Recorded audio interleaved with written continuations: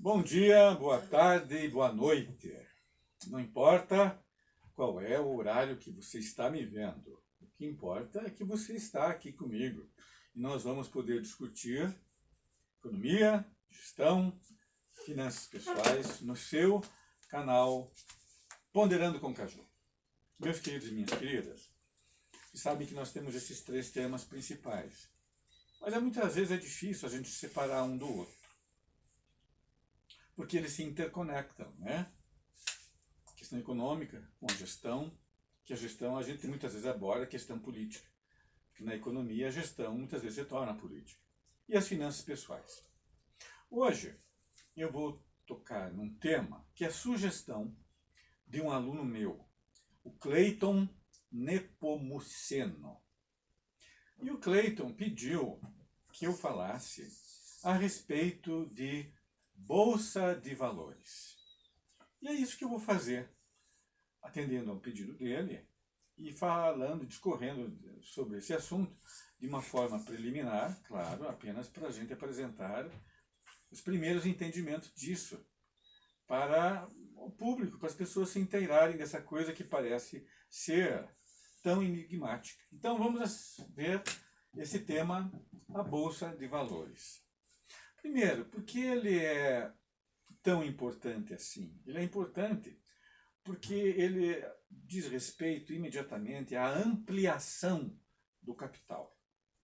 A expansão, quando escrevo ampliação do capital, é que esses capitais, especialmente os grandes capitais, eles precisam se expandir, crescer, tomar vulto, aumentar.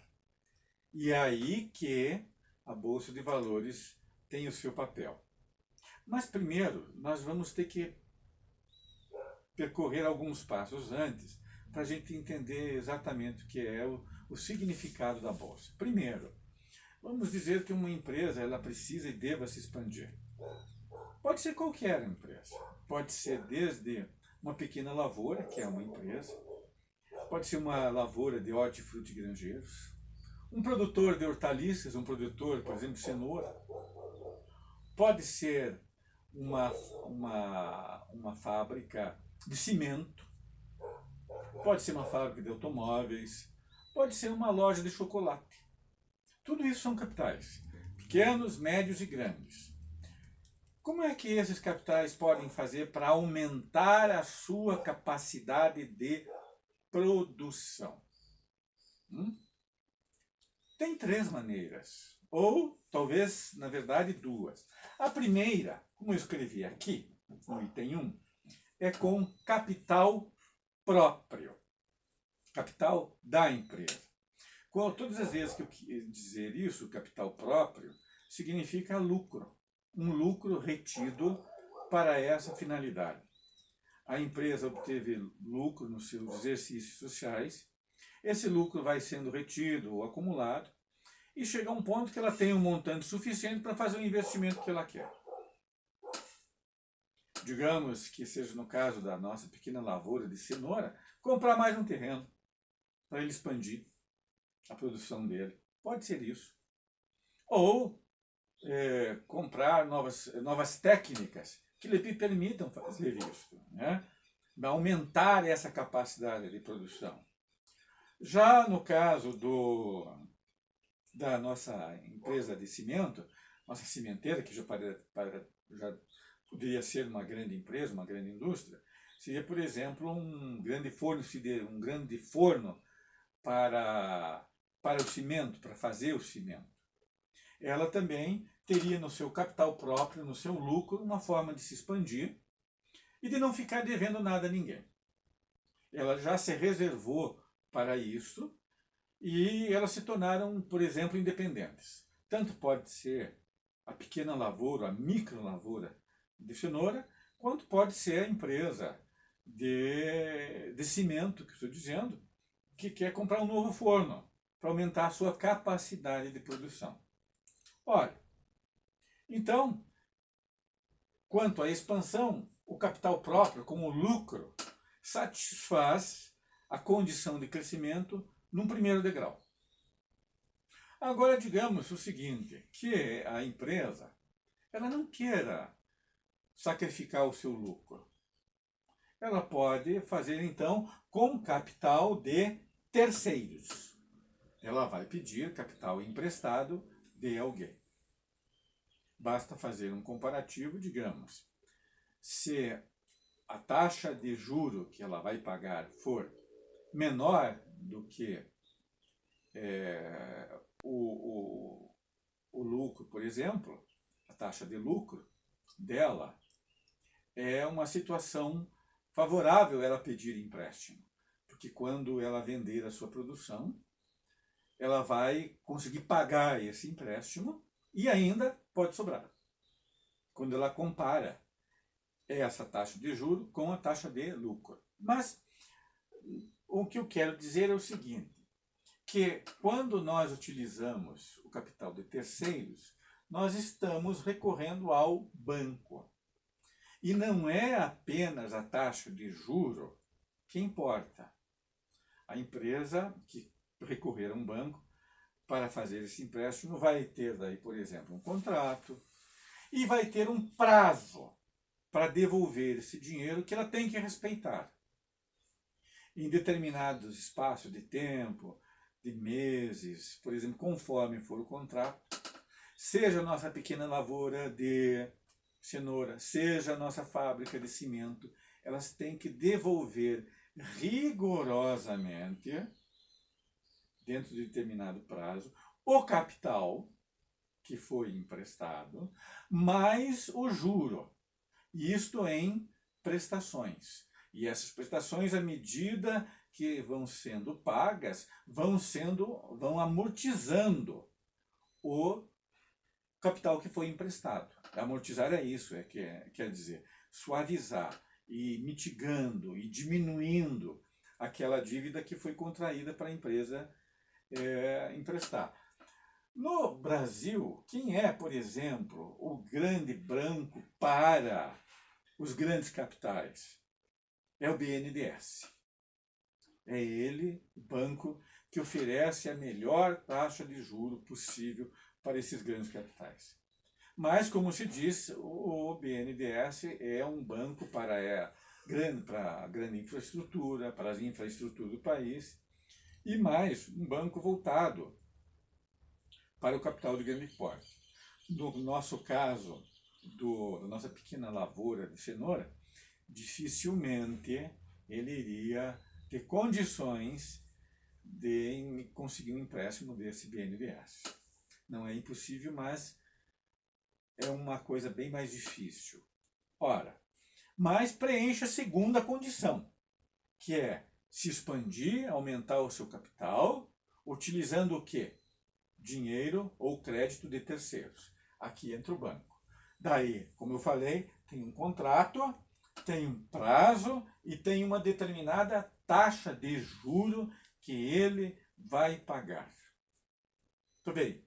Essa é a segunda forma, com capital de terceiros. Mas ainda existe uma terceira forma. Essa terceira forma, agora sim nós entramos no caso das ações, que elas são negociadas em bolsa de valores.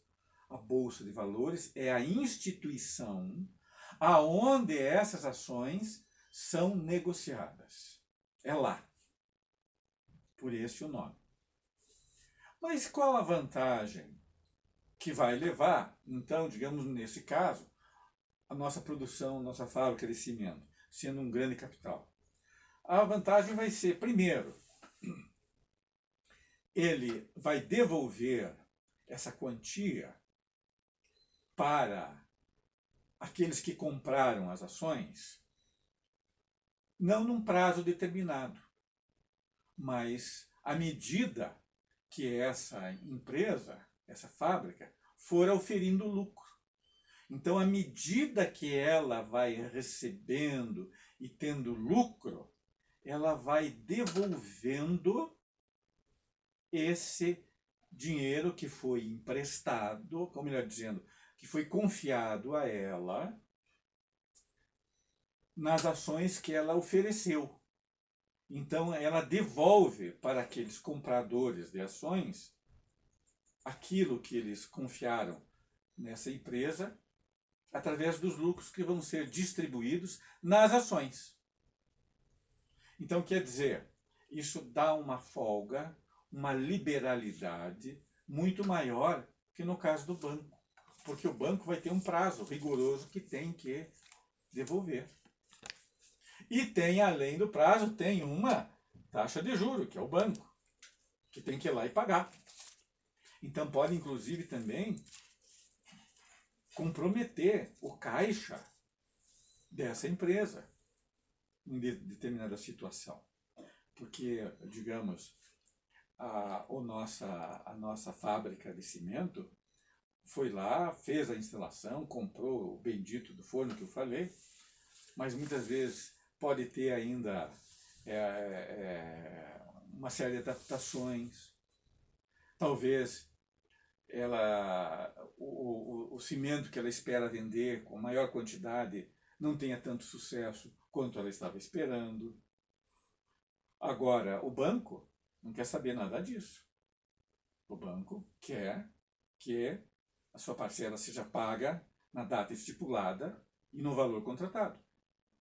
Com as ações, não é assim. Não é. A empresa vai devolver esse valor à medida que ela vai tendo esses lucros e à medida que ela vai tendo esse sucesso. E ela vai devolver e participar para o comprador da ação uma parte do lucro que a empresa tiver. Então, quer dizer, a empresa não vai ter, a fábrica, na verdade, ela não vai ter essa amarra presa a uma taxa fixa que ela tem que devolver. Ela devolve à medida que ela consegue. Então, vejam, na verdade, as ações, elas permitem que os grandes capitais possam se reproduzir de uma maneira menos problemática, mais de acordo com a fábrica, na medida em que ela pode devolver, por meio de lucros. Então esta é a grande, como eu posso dizer, o grande aspecto e a vantagem das ações. Exatamente isso.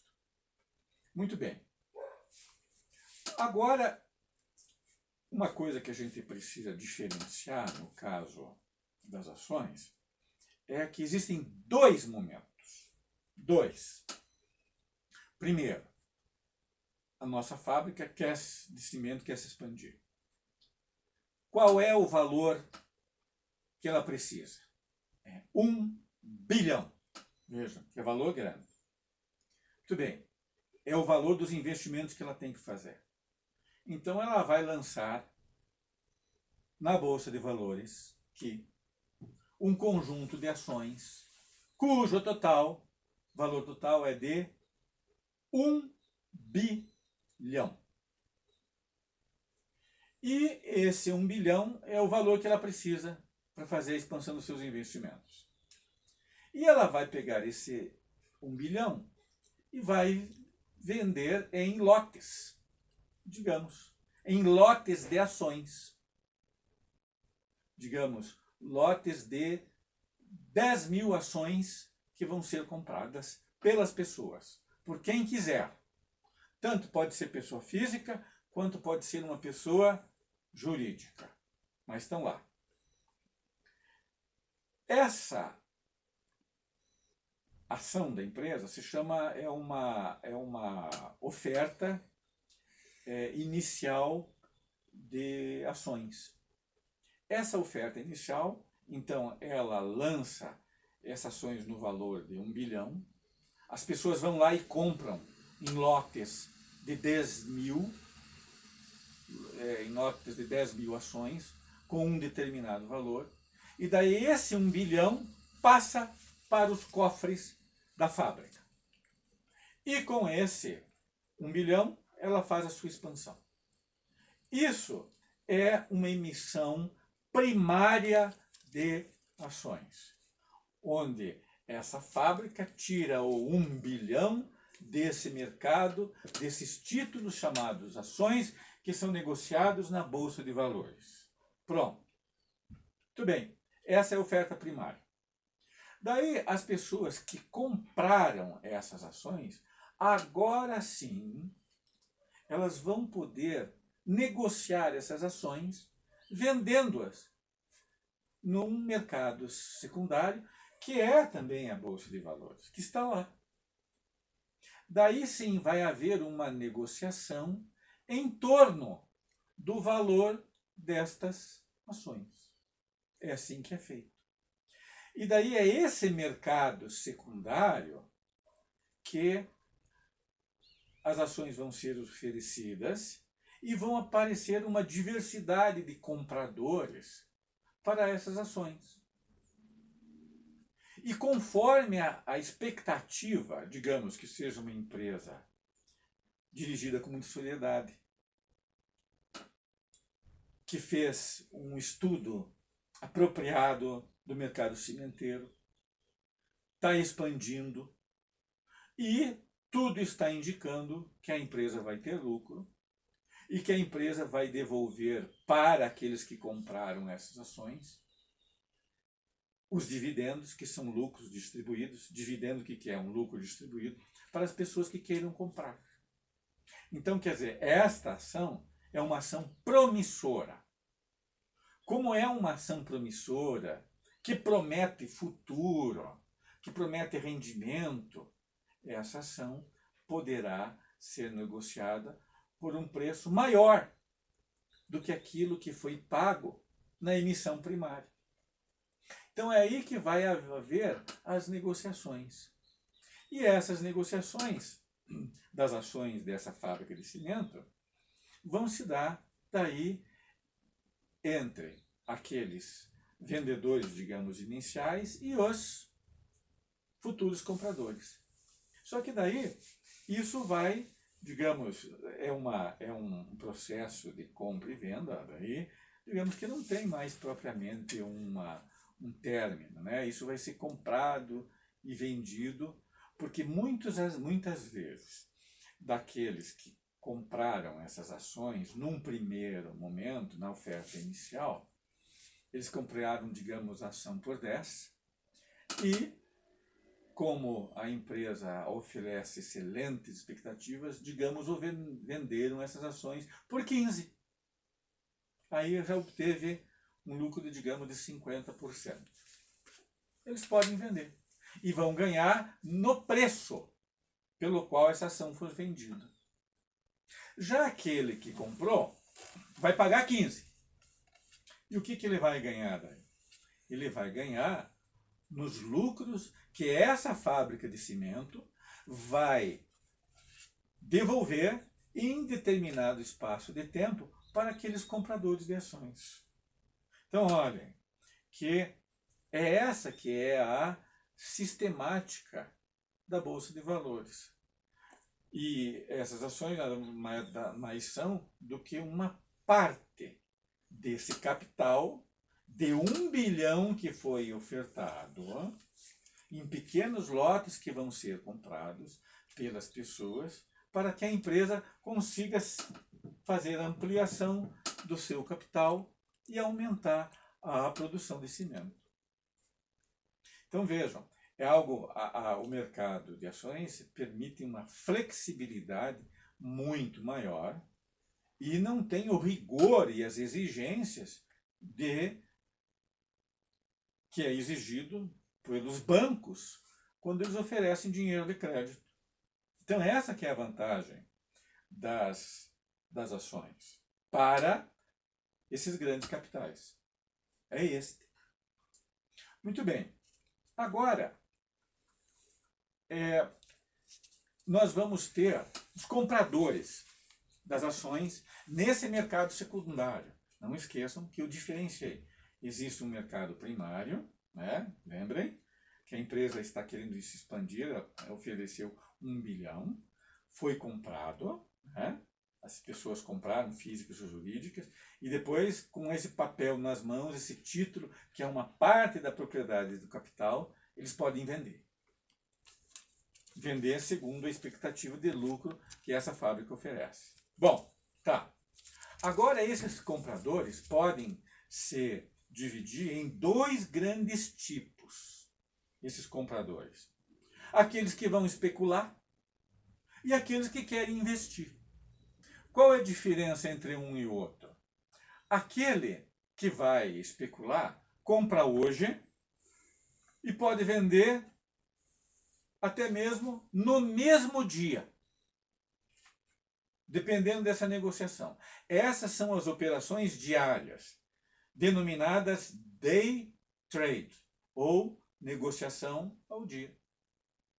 Pode até, exatamente, pode comprar no dia de manhã, por exemplo, e até vender à tarde, porque aconteceu um fato que aumentou o preço dessa ação e ele decide vender no mesmo dia. Ou ele pode vender dentro de uma semana. Ou ele pode vender dentro de um mês. Ou dentro de, digamos, 2 meses. Quer dizer, ele vai se desfazer dessa ação, tirando proveito de uma situação favorável. O especulador é isso. Ele tira proveito de uma situação favorável que aparece num determinado momento. Esse é um tipo de comprador de ações, que é o especulador. Aquele que é um lucro imediato num espaço de tempo curto. E tem um segundo tipo de comprador das ações, que é o investidor. O investidor não. Ele quer comprar aquela ação, ele sabe que a fábrica é muito boa, sabe que tem mercado, ele conhece a empresa e ele quer se portar como se fosse um pequeno sócio dessa empresa, comprando essas ações para receber os seus dividendos, que é a sua distribuição de lucros a médio e longo prazo. Então, por exemplo, ele compra as empresas da nossa fábrica fictícia de cimento ele só vai se desfazer, digamos, daqui a 5 anos ou daqui a 10 anos. Porque em todo esse espaço de tempo, em determinados intervalos, essa fábrica de cimento vai devolver os lucros e esses dividendos para os compradores da sua ação. E é isso que o investidor está de olho. Ele quer que essa fábrica ela cresça, ela se expanda, ela seja melhor, ela adquira novas tecnologias. Investidor. Ele não está interessado num ganho imediato, num ganho efêmero. Ele quer, como se diz, crescer, ganhar junto com a expansão da empresa. Então, esses são os dois grandes tipos de compradores de ações. Ou é especulador ou é investidor. Qual é o caso que mais apropriado? Por exemplo, muitas vezes um investidor, ele quer comprar essa ação porque ele está pensando muitas vezes na sua aposentadoria lá na frente. Ele quer fazer, digamos, um pecúlio para quando lá na frente, daqui a 10, 20 anos, com os dividendos dessas ações, ele tenha um pecúlio suficiente para que ele possa, digamos, desfrutar de uma aposentadoria melhor, mais segura, mais poupuda. É um objetivo. Já o especulador, não. Ele quer algo mais, realmente, como eu disse, imediato. E também, no caso do especulador, assim como existe a possibilidade de ter lucros muito altos por uma operação de tirar proveito de uma situação, também podem existir perdas muito altas. essas chamadas negociações diárias ou essas negociações que envolvem o curto prazo, esse fator de risco alto, está muito presente. Então é aí que se diferencia especulador de investidor. O investidor muitas vezes pode acontecer de uma queda muito acentuada do preço das ações, mas ele não está preocupado com isso, porque ele confia nessa fábrica, nessa empresa, nessa direção, e ele está olhando para daqui a 10 anos, daqui a 15 anos. E não é uma oscilação de momento como essa que vai atrapalhar o seu negócio e a sua visão de mundo. Então aí é a diferenciação. E qual é, no caso brasileiro, o que mais ocorre? É que muitas vezes, para você ter um perfil de investidor e não correr esses riscos tão altos como ocorrem com os especuladores, os investidores, portanto, eles são mais, digamos, resguardados. E os especuladores, por exemplo, eles são mais atirados. E no caso brasileiro, o que acontece? Uma pessoa, para ser investidor, tem que ter uma determinada quantia que ele vai comprar em ações que ele não vai precisar daquela importância nos próximos 5 anos, nos próximos 10 anos. Mas isso faz uma diferença fundamental no caso brasileiro. Quem é que no Brasil, qual é um trabalhador, por exemplo, assalariado, que pode muitas vezes se dar ao luxo de não se preocupar com esse dinheiro que ele está dispensando nos próximos 5 ou 10 anos? Por isso que as bolsas de valores no país, durante muitas e muitas décadas, foram muito mais o alvo de pessoas ricas do que pessoas, muitas vezes, de classe média ou trabalhadoras. Porque a classe trabalhadora brasileira é ainda muito pobre. E agora, com uma pandemia que está acontecendo, é muito difícil a gente olhar para essa bolsa de valores para ainda investir nelas. Por quê? Porque nós estamos numa situação extremamente delicada. Enquanto não houver uma vacina que nos torne imunes e que nos dê mais confiança, como é que a gente vai se atirar em determinadas posições, seja de especulador ou de investidor, se a gente não tem sequer a segurança que a gente vai estar vivo e que o Covid não vai, se a gente pegar o Covid e se livrar dele, não vai ficar com uma sequela que ele muitas vezes deixa. Então, meus queridos e minhas queridas, eu fiz agora uma brevíssima exposição para atender ao pedido do meu querido aluno Cleiton Nepomuceno, a respeito da Bolsa de Valores.